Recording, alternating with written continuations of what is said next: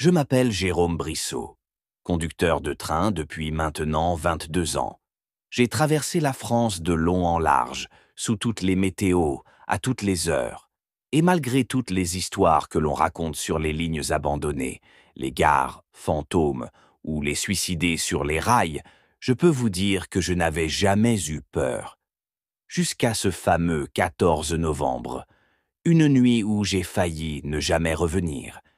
Je conduisais un train de marchandises sur la ligne B24, une ancienne ligne industrielle reliant Metz à Strasbourg, une voie désaffectée sur certains tronçons, mais encore utilisée pour le fret nocturne. Cette nuit-là, je devais franchir le tunnel 103, un tunnel de plus de 4 kilomètres, creusé au cœur de la montagne du Hunsrück, une véritable balafre sombre, étroite, réputée pour son écho oppressant et ses légendes de mineurs disparus. Je n'y croyais pas. Je me moquais de ces histoires de fantômes qu'on entendait à la pause café au dépôt, jusqu'à ce que je m'y engage seul, avec ma rame pleine de matériaux de construction. Dès l'entrée dans le tunnel, l'atmosphère a changé. La radio grésillait, mes phares semblaient peiner à percer la pénombre dense, presque liquide. Le bruit des roues contre les rails résonnait étrangement, comme si le tunnel avalait les sons pour les rendre plus lents, plus graves. Mais ce n'était que le début. À environ 1,5 km à l'intérieur, j'ai perçu quelque chose, une silhouette, là, sur le côté gauche, immobile, comme un homme debout en combinaison de travail. J'ai klaxonné. Personne ne devrait être là, c'était impossible. N'a pas bougé. Puis, quelques mètres plus loin, j'en ai vu une autre. Puis deux, puis trois, toujours sur les côtés, alignée le long du tunnel, fixe, muette. J'ai cru à une hallucination, à la fatigue. Je me suis frotté les yeux, mais elles étaient bien là, et c'est là que j'ai entendu une voix étouffée, déformée par le béton, une voix lointaine qui répétait « Arrêtez le train, arrêtez le train !» Impossible, il n'y avait pas de personnel au sol à cette heure. Je n'avais reçu aucune alerte radio, mais la voix devenait plus forte, presque hurlante, stridente. « Arrêtez le train, j'ai vérifié tous les systèmes !»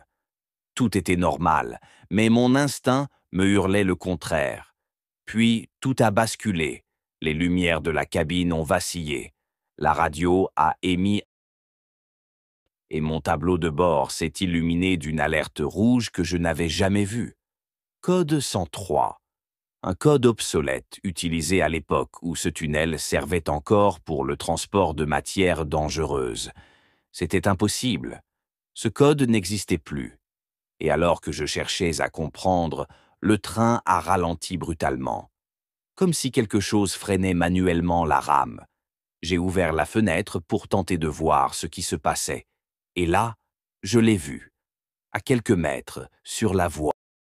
Un groupe d'hommes en combinaison, sales, les visages masqués par des casques anciens, déformés, rouillés. Ils m'observaient en silence. Puis l'un d'eux a levé un panneau. Un vieux panneau de sécurité, couvert de sang séché, sur lequel on pouvait lire « Condamné, 1968 ». Je n'ai pas eu le temps de réagir. Des mains sont sorties des parois, des mains noires, décharnées, qui tentaient de s'agripper au train, au wagon, à moi. J'ai enclenché la manette d'urgence, plein gaz.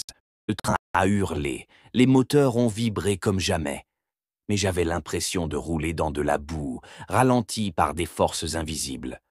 Pendant ce qui m'a semblé une éternité, j'ai combattu le freinage surnaturel.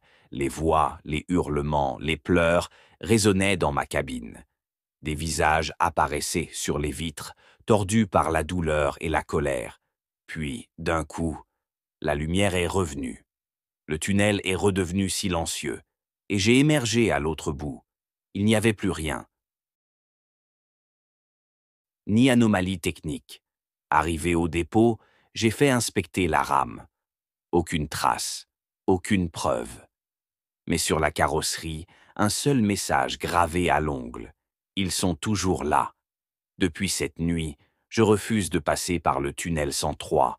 Je sais que ce que j'ai vu est réel, que là-bas, au fond du béton et de l'obscurité, des âmes oubliées attendent qu'un conducteur imprudent s'arrête.